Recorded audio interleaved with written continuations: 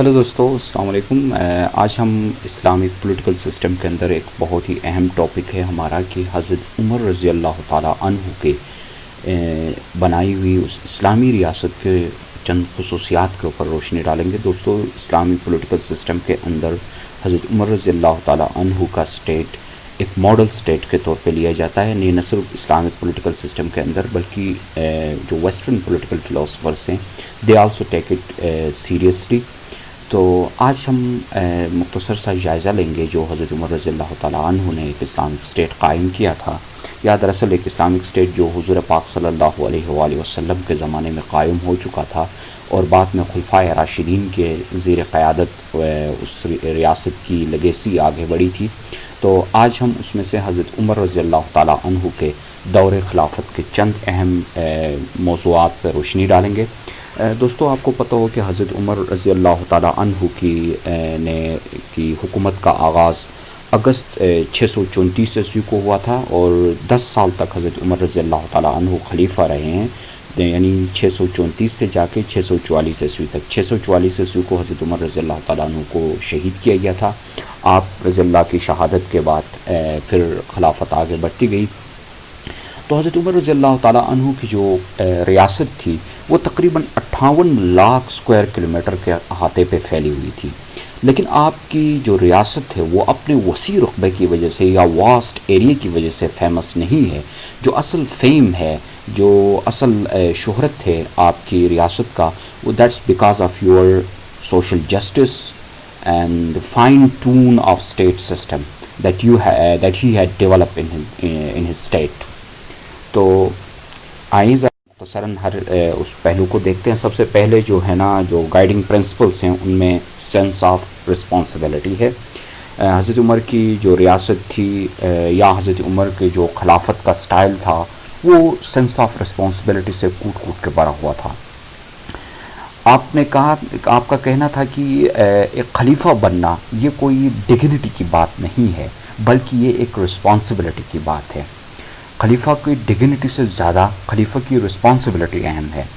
आपने बजा कई मरतबा का फरमाया है कि मैं खलीफे की ओहदे को कबूल ही ना करता अगर मुझे इस बात का डर ना होता, यानी हज़रत अबू बकर रज़ी अल्लाह ताला अन्हु के नाफरमानी का डर ना होता तो मैं खिलाफत को ही एक्सेप्ट नहीं करता।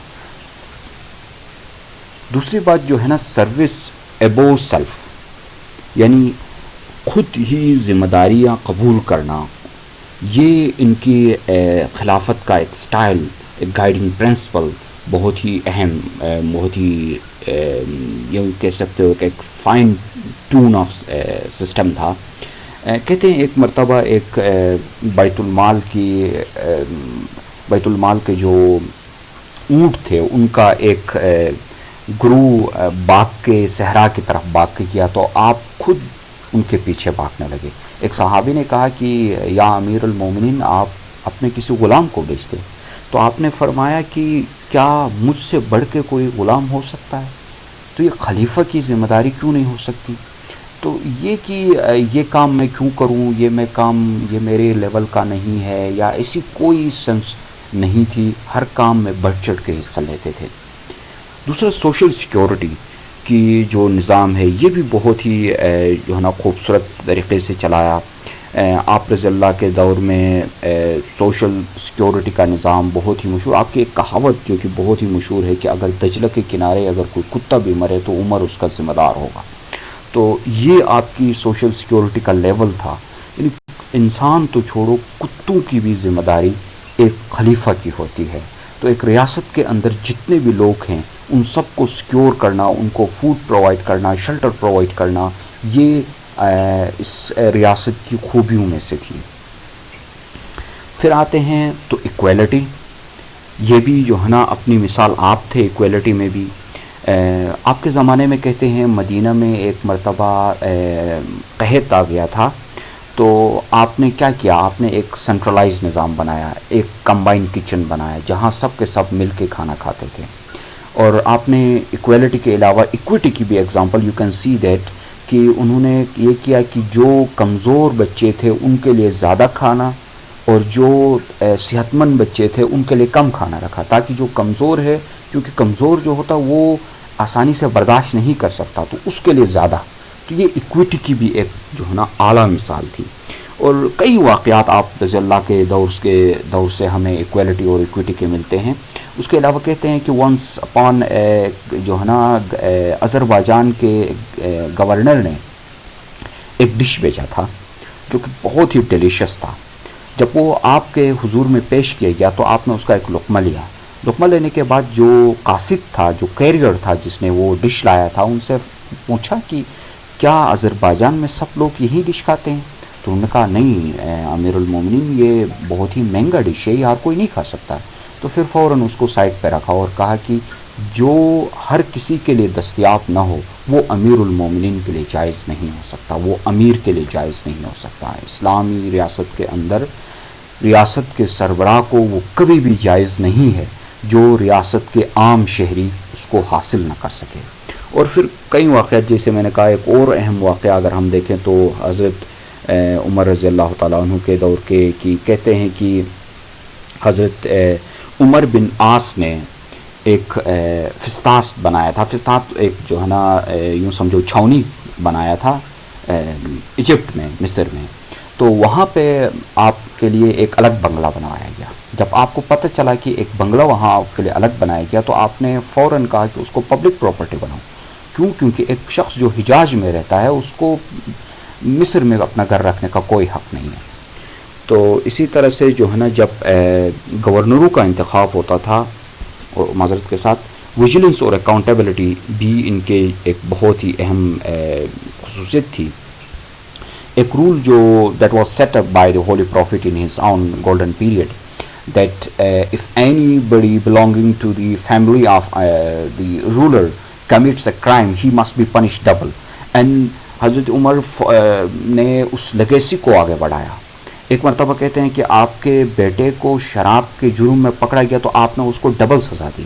اور پھر جب گورنروں کا انتخاب ہوتا تھا تو ان کے لیے ایک مخصوص سا اسٹرکٹ سا جو نحال پر رکھا تھا.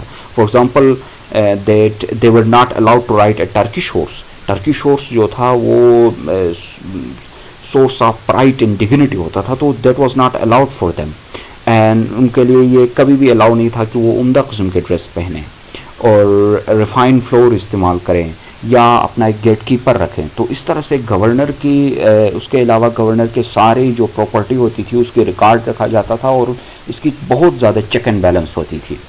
اور سپرمیسی آف لا یہ بھی ان کی ایک بہت اہم خصوصیت تھی. حضرت عمر ایک مرتبہ کہتے ہیں کہ حضرت زید بن ثابت قاضی تھے, ان کے کورٹ میں گئے تو زید بن ثابت اسٹینڈ ان فرنٹ آف خلیفہ ایز ریسپیکٹ فار ہم.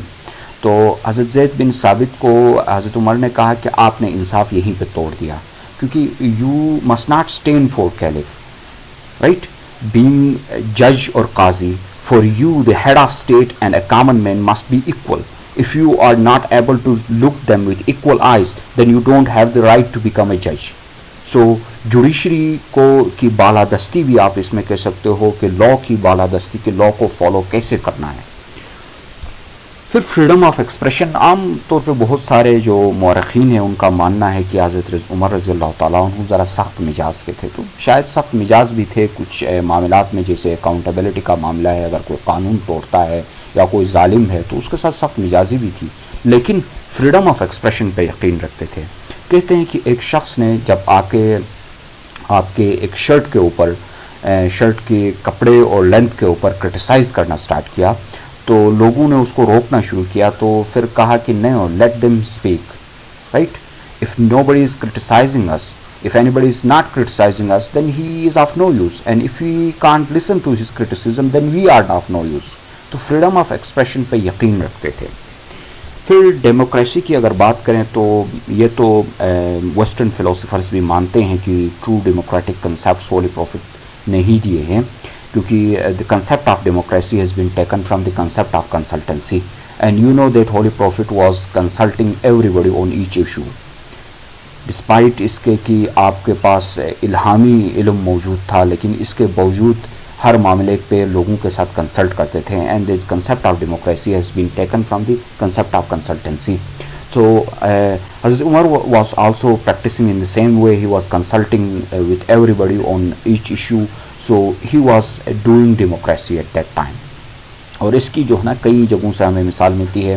روسو کا تو آپ سب نے سنا ہوگا, فرینچ فلاسفر, اسپیشلی جب آپ نے فرینچ ریولوشن پڑھا ہے تو اس میں بھی ان کا نام آپ نے ضرور پڑھا ہوگا. ایک ویل نون فرینچ فلاسفر جو کہ جنہوں نے سوشل کنٹریکٹ کا کنسیپٹ بھی دیا تھا. اپنے بک سوشل کنٹریکٹ کے اندر جو ہے نا ایک اسٹیٹمنٹ انہوں نے لکھا ہے جو کہ فرینچ ریولوشن کے دوران بھی بہت عام چلی ہے کہ mothers gave birth to free men, how dare you make them slaves.